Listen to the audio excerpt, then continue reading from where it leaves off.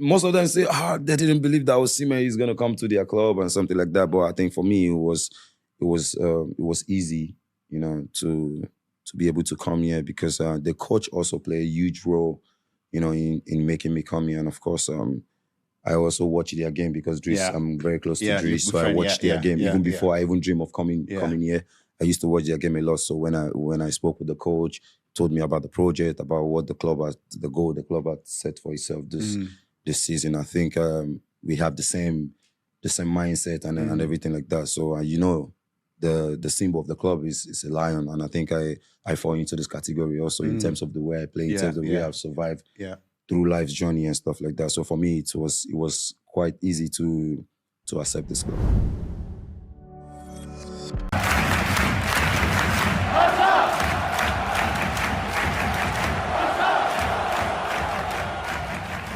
Barcelona are actively looking for a striker in this upcoming summer transfer window, and they're preparing for the uncertainty that is revolving around Robert Lewandowski, because who knows if Lewandowski is going to continue at Barcelona through this summer. So Barcelona do need to act, and I'm going to be also recording another video explaining what's going to happen or what would happen if Barcelona end up signing no number 9 in this summer. So let's just say, for example, Julian doesn't come, Osimhen does not come either, Harry Kane stays at Bayern Munich, and we hear that all of our striker options have gone to dust, that Barcelona have to continue with Ferran Torres, Lewandowski. Is that going to be okay? And let me ask you guys that question. Would you guys be okay with Barcelona continuing with Ferran Torres and Lewandowski, assuming that he does renew for the next season, right? For just one more year. What would that look like, and how could we improve the goal scoring abilities of Lewandowski and Ferran for the next season as we do analyze what has been going on in the past 7 to 8 months? Once again, I'll be talking about that in a separate video, because that will be considered as plan D, plan F, plan E if all of our striker options just go to dust. It'll be a very interesting one, but for this video,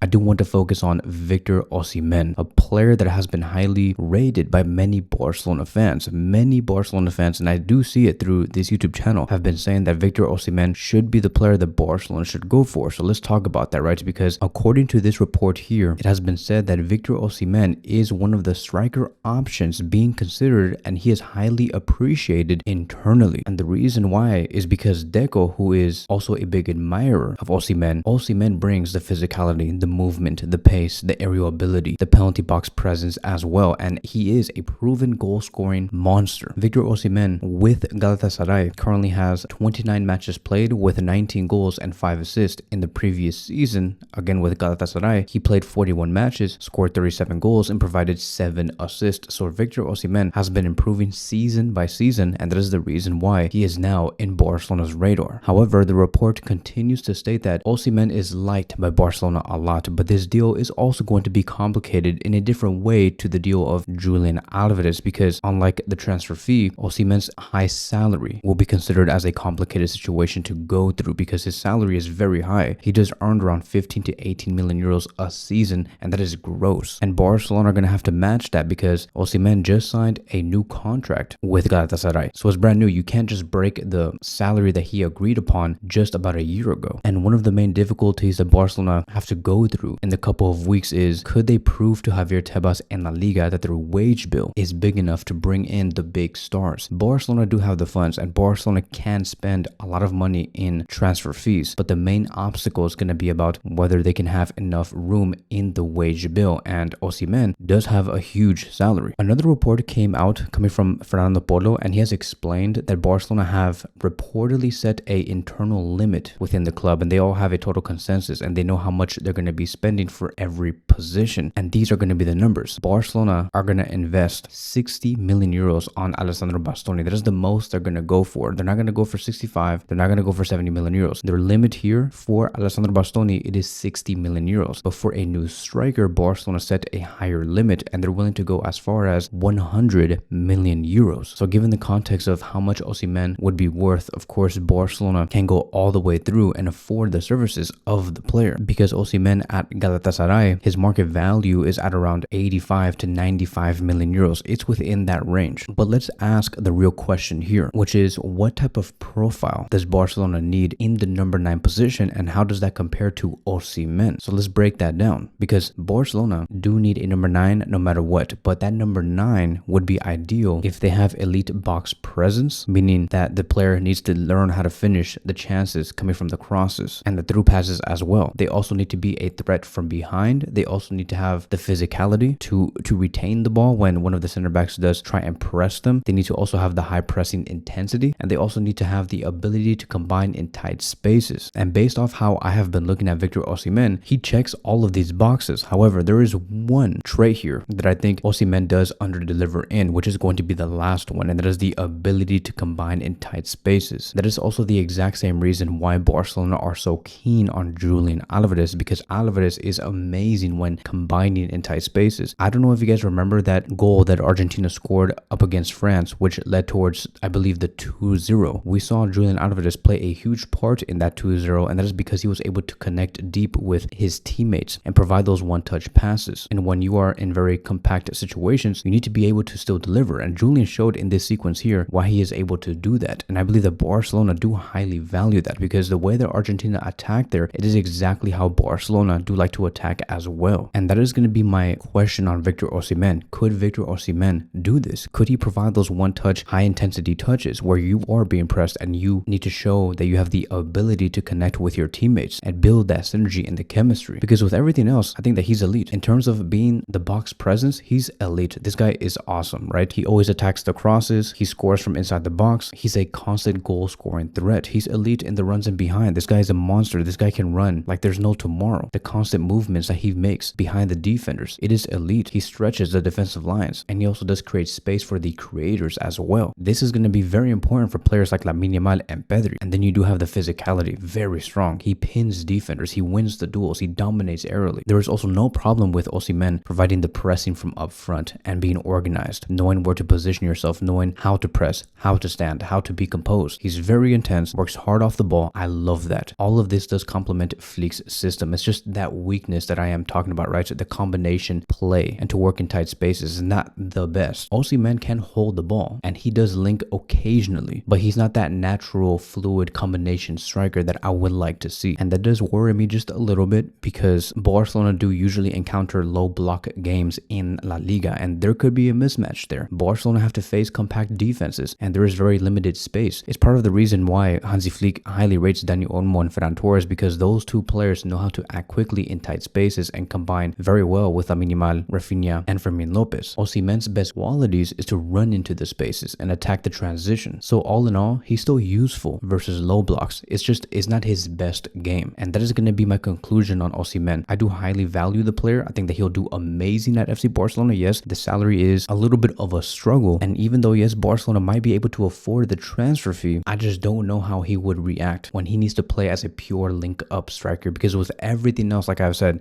the vertical threat, the physical dominance, the pressing intensity, the aerial power, all of that is on lock. This guy will be unlocking a whole new level of attack at FC Barcelona. But let me know in the comment sections down below, because this is the real question. Do Barcelona want a striker who adapts to their system, or a striker who forces the system to evolve around him? Give me all your thoughts on the player. I would love to hear what you guys have to say. I am going to be wrapping it here. Thank you guys so much for watching, and I will see you guys in the next one. Peace out.